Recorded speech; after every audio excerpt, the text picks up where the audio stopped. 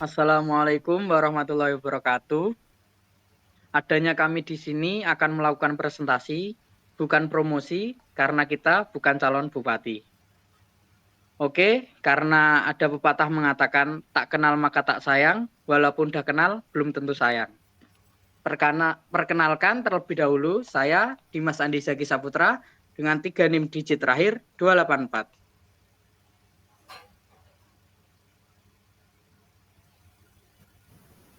Saya Zakia Najwa dengan NIM 029. Saya Rasyika Eritia Nur Ainina dengan 3 digit terakhir 149. Saya Mufidatur Rahma Salsabila dengan 3 digit terakhir 181. Oke, selanjutnya tanpa berlama-lama lagi kita langsung masuk ke materinya. Oke, materi yang pertama yaitu pengertian PJBL. PJBL sendiri adalah singkatan dari Project Based Learning, di mana dalam bahasa Indonesia kita mengenal bahwa pembelajaran berbasis proyek. Pembelajaran berbasis proyek adalah suatu pembelajaran dengan pendekatan inovatif yang bertujuan mengajarkan strategi penting untuk menyongsong abad ke-21. Hal ini dikatakan demikian karena dalam PJBL, peserta didik belajar melalui penyelidikan dan bekerja secara kolaboratif untuk meneliti dan membuat proyek yang mencerminkan atas pengetahuan yang mereka dapatkan. Dalam model pembelajaran ini, melatih suatu keterampilan dalam mereka menggunakan teknologi dan keterampilan untuk menjadi komunikator yang mahir dan pemecah masalah tingkat lanjut. Next.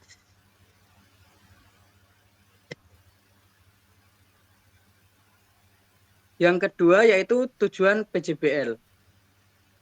Tujuan umum pembelajaran berbasis proyek adalah membantu peserta didik untuk memperoleh pengetahuan materi yang lebih dalam, keterampilan, serta perasaan komitmen dan kepemilikan atas pembelajaran yang mereka dapatkan.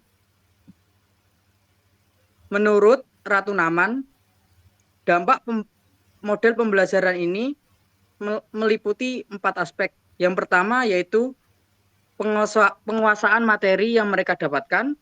Yang kedua yaitu keterampilan berpikir kritis. Yang ketiga yaitu keterampilan pemecahan masalah. Dan yang keempat yaitu keterampilan belajar secara mandiri. Next.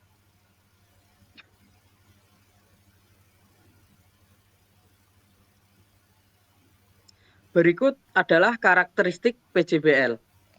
Karakteristik dari pembelajaran berbasis proyek bermacam-macam. Namun menurut Stivers merumuskan karakteristik tersebut sebagai berikut. Yang pertama yaitu permasalahan dan tantangan yang diberikan terorganisir, yang mana tidak memiliki solusi yang telah ditentukan sebelumnya. Hal ini artinya bahwa suatu permasalahan tersebut sudah tertata dan teratur secara sistematis. Dan namun solusi belum dapat diketahui oleh siswa secara langsung. Yang kedua yaitu menciptakan kebutuhan untuk mengetahui materi dan keterampilan.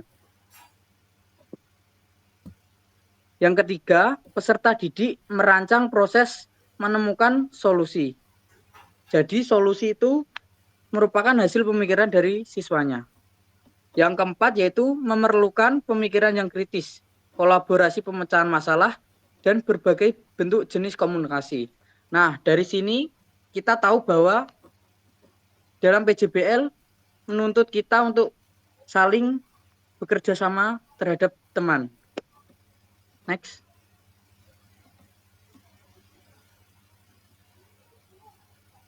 Yang kelima, yaitu memberi kesempatan bagi peserta didik untuk mengoreksi tugasnya melalui berbagai sudut pandang dan sumber yang berbeda, memilah informasi yang relevan maupun tidak, dan mengolah informasi yang sudah dikumpulkan.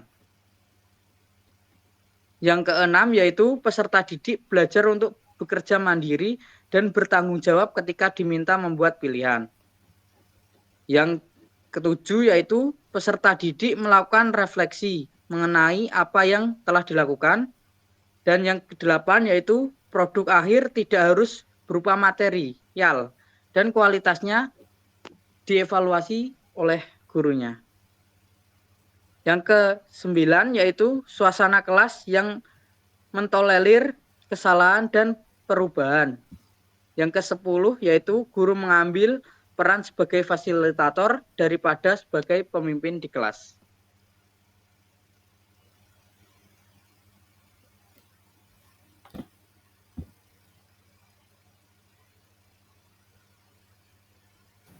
Baik, selanjutnya adalah landasan teoritik dari model pembelajaran berbasis proyek, yang dimana landasan teoritik ini dikemukakan oleh beberapa tokoh-tokoh menurut buku dari Ibu Pratnyo dan kawan-kawannya. Yang pertama ada Dewey dan kelas demokratis.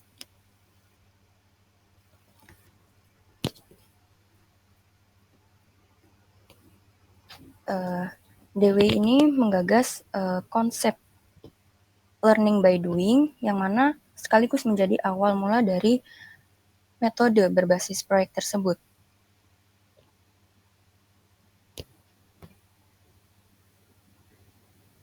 Yakni proses perolehan hasil belajar dengan mengerjakan tindakan-tindakan tertentu sesuai dengan tujuannya. Untuk kelas demokratis sendiri, maksudnya yakni bahwa peserta didik dalam belajar itu nantinya dibagi dalam beberapa kelompok kecil untuk menyelesaikan proyek-proyek yang menjadi pilihannya sendiri. Next. Selanjutnya yang kedua adalah Piaget, Vygotsky, dan konstruktivisme, di mana Piaget ini menjelaskan bahwa peserta didik akan berkembang pada saat mereka ini menghadapi pengalaman yang baru yang mana memaksa mereka untuk membangun dan memodifikasi pengetahuan awal.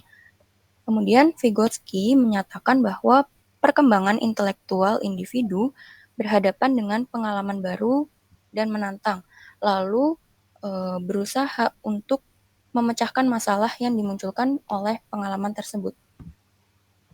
Dari pendapat kedua tokoh tersebut yang sekaligus didukung oleh teori konstruktivisme, yang mana menekankan pengetahuan itu dibangun sendiri oleh peserta didik dengan menggunakan pengalaman dan struktur kognitif yang sudah dimiliki. Selanjutnya, yang ketiga adalah Ausubel dan pembelajaran bermakna. Maksudnya yakni suatu proses dikaitkannya informasi baru pada konsep-konsep relevan yang terdapat dalam struktur kognitif seseorang. Nah, di mana dapat dikatakan bahwa dalam membantu peserta didik untuk menanamkan pengetahuan baru dari suatu materi, sangat diperlukan konsep-konsep awal yang telah dipelajari maupun dimiliki oleh peserta didik di sebelumnya, yang mana berkaitan dengan konsep yang akan dipelajari di selanjutnya. Nah, jadi jika teori ini dikaitkan dengan model pembelajaran berbasis proyek, maka peserta didik dengan menggunakan pengetahuan yang sudah dimiliki akan mampu mengerjakan proyek-proyek tersebut. Selanjutnya adalah sintaks atau langkah-langkah dari model pembelajaran berbasis proyek menurut The George Lucas Educational Foundation tahun 2005 dalam buku Bu Pratnya.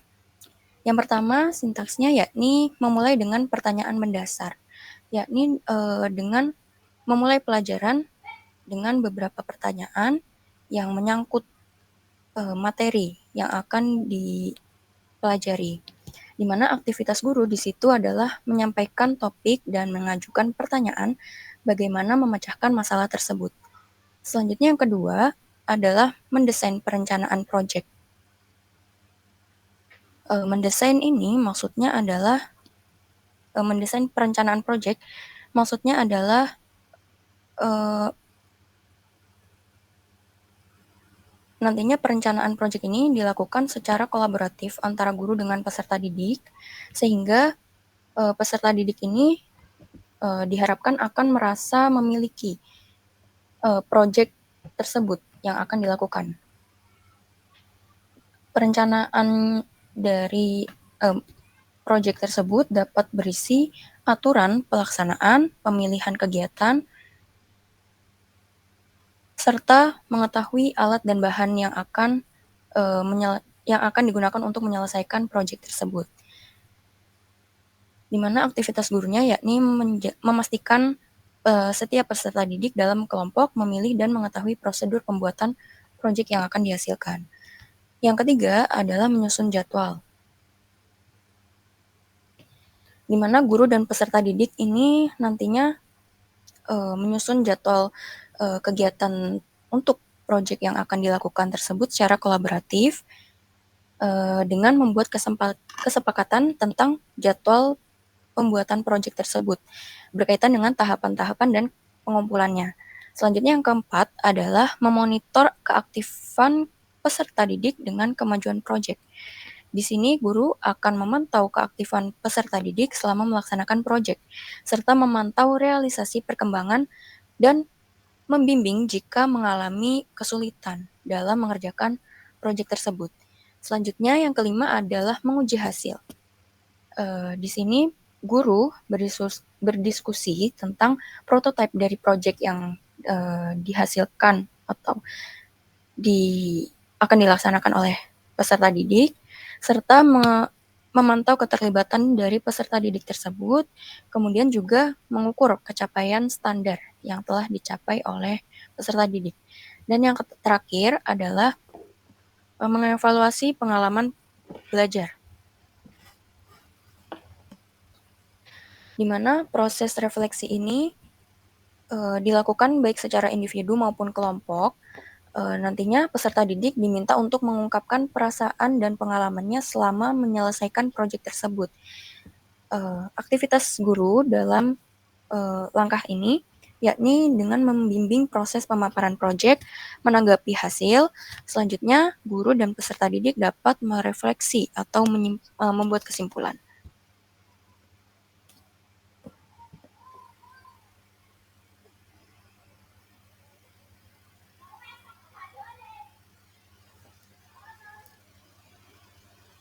Baik, selanjutnya yaitu pengelolaan kelas dalam PJBL. Pengelolaan kelas dalam PJBL ini tidak dijelaskan secara rinci dalam beberapa literatur. Namun, Fleming mengatakan bahwa terdapat 8 langkah yang dimana yaitu langkah pertama yaitu pilih fokus proyek yang akan diberikan. Dan sedangkan untuk yang kedua, mengidentifikasikan bagaimana bidang pengetahuan dan keterampilan yang penting untuk dipelajari melalui kegiatan proyek tersebut. Dan langkah yang ketiga yaitu mengenalkan proyek dan melibatkan peserta didik dalam membangunnya. Langkah keempat yaitu memilih keseimbangan kegiatan yang dipimpin guru dan berpusat pada peserta didik. Langkah kelima, tetapkan batas waktu dan penyampaian proyeknya. Dan yang keenam, pantau kemajuan peserta didik menggunakan alat perancangan, pelaporan, dan umpan balik. Langkah yang ketujuh yaitu evaluasi dampak proyek dan hasil pembelajarannya. Dan langkah yang kedelapan, merefleksikan data yang sudah terkumpul dan merancangnya langkah-langkah berikutnya. Next. Sedangkan menurut Gloria, format pembelajaran sendiri ditata menjadi 3 tahap, yaitu persiapan atau prepare, yang kedua latihan atau praktis, yang ketiga penampilan atau performance. Dari ketiga ini, tahap tersebut itu memberikan pembelajaran untuk mendekati, mengatur, dan mengimplementasikan proyek itu dengan cara sukses. Untuk tahap yang pertama yaitu persiapan atau prepare. Di sini tahap ini meliputi perkenalan proyek yang penjelasan mengenai rubrik penilaian dan pembagian kelompok serta membuat garis besar dari langkah utama yang akan dibuatnya. Untuk tahap yang kedua itu, latihan atau praktis. Di tahap ini tuh meliputi peninjauan langkah demi langkah, pembuatan proyek secara detail dan mendalam, kemudian mencari referensi, penilaian hingga melakukan kegiatan tambahan untuk mengembangkan pemahaman dan penyelesaian proyeknya untuk peserta didik. Dan untuk penampilan atau performance, yaitu tahap yang ketiga itu meliputi pengumpulan data proyek seperti dokumentasi atau wawancara yang bergantung jenis proyek yang akan dibuat oleh peserta didik tersebut. Next.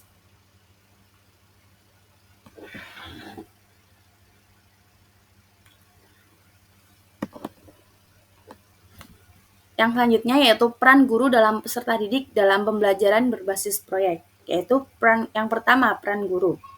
Merencanakan dan mendesain pembelajaran. Yang kedua, membuat strategi pembelajaran. Yang ketiga, membayangkan interaksi yang akan terjadi antara guru dan peserta didik. Yang keempat, mencari keunikan peserta didik. Yang kelima, menilai peserta didik dengan cara transparan dan berbagai macam penilaian.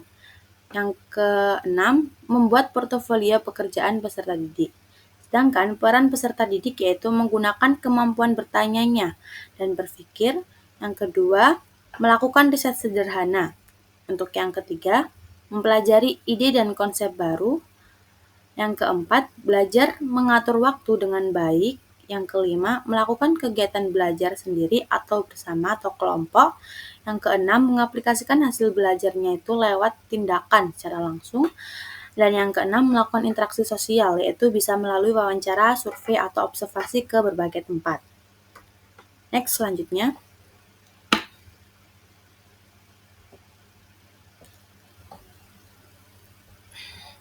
Model PJBL sendiri memiliki keuntungan, yaitu antara lain, pertama, melatih peserta didik dalam memperluas pemikirannya mengenai masalah dalam kehidupan yang harus diterima. Untuk yang kedua, memberikan pelatihan langsung pada peserta didik dengan cara mengasah serta membiasakan mereka melakukan berpikir kritis serta keahlian dalam kehidupan sehari-hari. Untuk yang ketiga, terakhir, penyesuaian dengan prinsip modern yang pelaksanaannya harus dilakukan dengan mengasah keahlian peserta didik baik melalui praktek atau teori serta pengaplikasiannya. Next.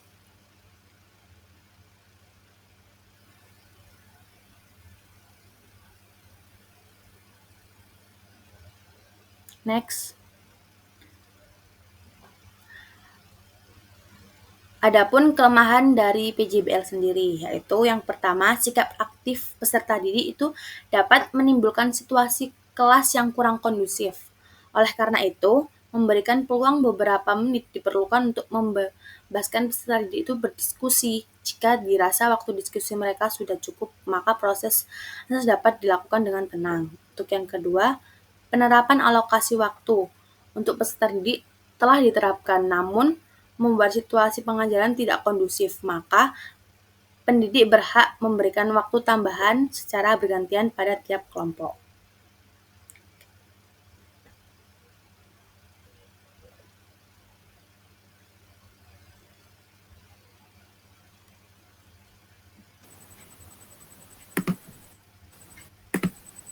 Baik, selanjutnya ada asesmen dan evaluasi.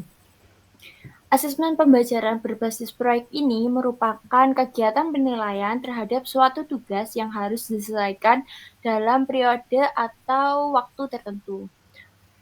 Tugas tersebut dapat berupa suatu investigasi yang diawali dari perencanaan, pengumpulan data, pengorganisasian, pengelolaan, dan penyajian data.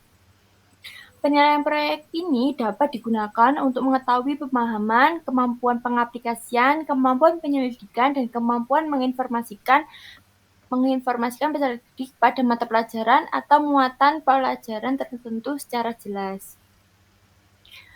Nah, selama mengerjakan sebuah proyek pembelajaran ini, peserta didik memperoleh kesempatan untuk mengaplikasikan sikap, keterampilan, dan pengetahuannya Oleh sebab itu, pada setiap penilaian proyek, guru sebaiknya memperhatikan aspek-aspek khusus seperti yang pertama, yaitu keterampilan peserta didik dalam memilih topik, mencari dan mengumpulkan data, mengolah dan menganalisis, memberi makna atas informasi yang diperoleh dan menulis laporan.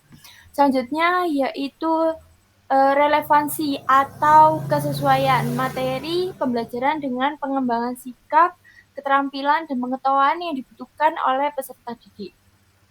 Selanjutnya ada orisinalitas atau keahlian. Keaslian sebuah proyek pembelajaran yang dikerjakan atau dihasilkan oleh peserta didik itu sendiri. Next.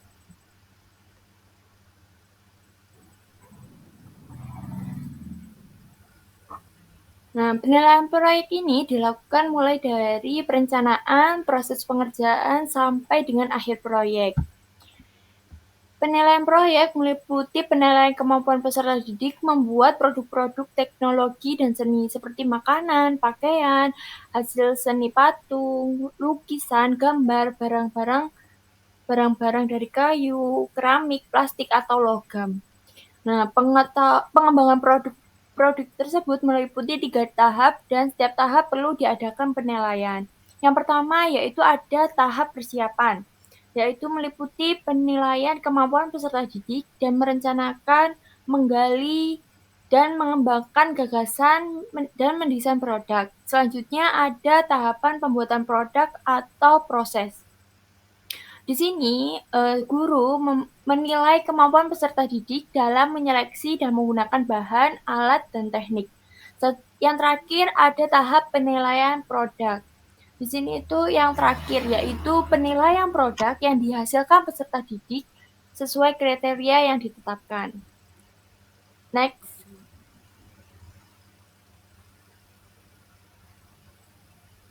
Contoh pembelajaran matematika dengan model pembelajaran berbasis proyek. Nah, di sini kami mengambil contoh pembelajaran matematika dengan rujukan Bu Pratnya dan kawan-kawannya pada tahun 2024. Di sini kami mengambil jenjang pendidikan sekolah menengah pertama dengan materi pokok geometri dengan tujuan pembelajaran yang pertama yaitu peserta didik dapat memahami konsep geometri seperti bentuk, ukuran, dan sifat-sifat bangun datar dan bangun ruang. Yang kedua, peserta didik dapat melakukan pengukuran dengan akurat menggunakan alat ukur yang tepat. Yang ketiga, peserta didik dapat bekerja dalam kelompok untuk menyelesaikan proyek dan mempresentasikan hasil kerjanya. Yang keempat, peserta didik dapat menghubungkan konsep-konsep matematika dalam kehidupan sehari-hari, khususnya dalam pembuatan rumah. Next.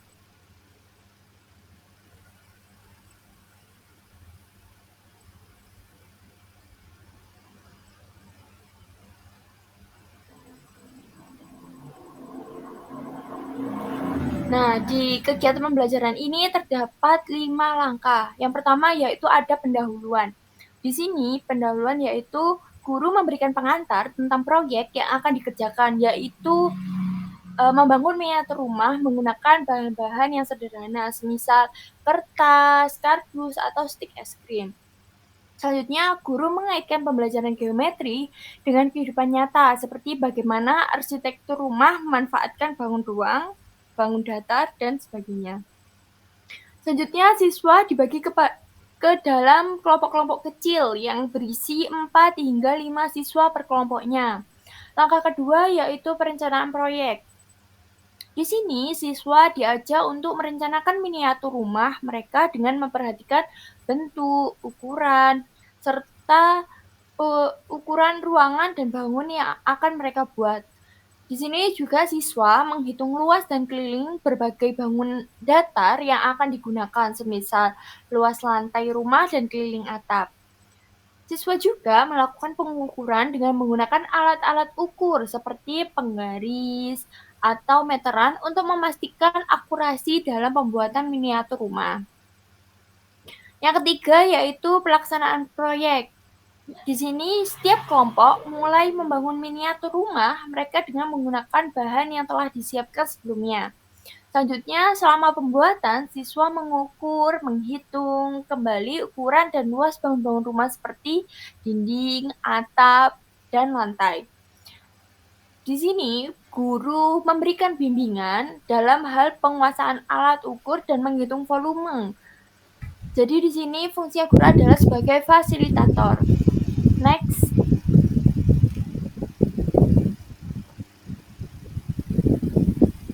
Nah, yang langkah keempat yaitu refleksi dan presentasi proyek. Di sini setelah proyek selesai dikerjakan semua, setiap kelompok mempresentasikan miniatur rumah yang telah mereka buat, menjelaskan langkah-langkah yang mereka lakukan dan menunjukkan bagaimana mereka mengaplikasikan konsep geometri dalam proyek tersebut. Selanjutnya, setiap kelompok diminta untuk menjelaskan ukuran-ukuran yang telah mereka hitung serta bagaimana mereka melakukan pengukuran dengan tepat. Nah, di sini setelah serangkaian itu, siswa dan guru bersama-sama melakukan refleksi terhadap proses yang telah dilakukan, serta hasil yang dicapai. Guru menilai pemahaman siswa tentang geometri melalui presentasi dan diskusi kelompok yang telah terjadi.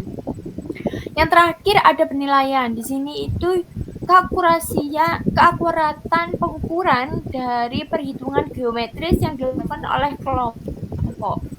Kerjasama kelompok dalam penyelesaian proyek, selanjutnya kualitas presentasi dan kemampuan siswa dalam menjelaskan konsep matematika yang telah dipelajari.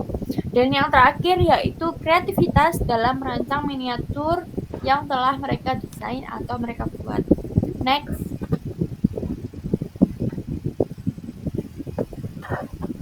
Nah, di sini terdapat contoh lembar kerja proyek.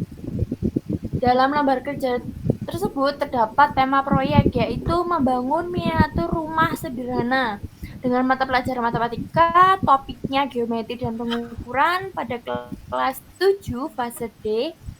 Waktunya itu ini menyesuaikan 4 hingga 6 pertemuan sesuai jam yang ditentukan.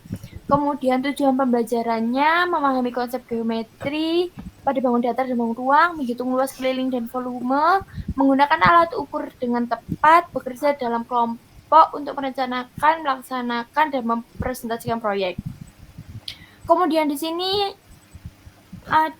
langkah-langkahnya yaitu pendahuluan dan pembagian kelompok. Di sini diskusi tentang proyek miniatur rumah sederhana yang akan dibangun. Kemudian guru membagi kelompok kecil yang berisi 4 hingga 5 orang. Terus langkah kedua yaitu perencanaan. Di sini rencanakan bentuk dan ukuran miniatur rumah yang akan mereka buat. Yang langkah kedua yaitu tentukan bahan yang akan digunakan. Next.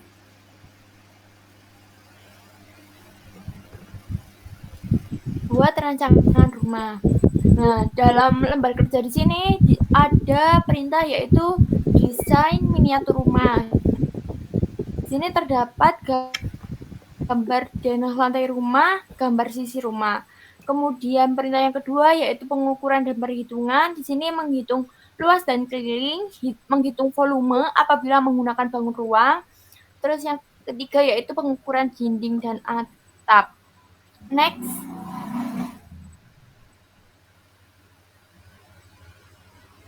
Yang keempat yaitu alat ukur yang digunakan seperti penggaris, meteran, atau yang sebagainya. Kemudian yang di C yaitu pelaksanaan proyeknya. Di sini ada 2, yaitu yang pertama membangun miniatur rumah dan catatan selama proses. Yang keempat yaitu presentasi proyek. Di sini terdapat 2, yaitu persiapan presentasi dan pertanyaan untuk presentasi. Dan yang terakhir ada refleksi. Refleksi ini ada individu dan kelompok. Next. Dan ini bagian refleksi kelompok. Sekian dari saya.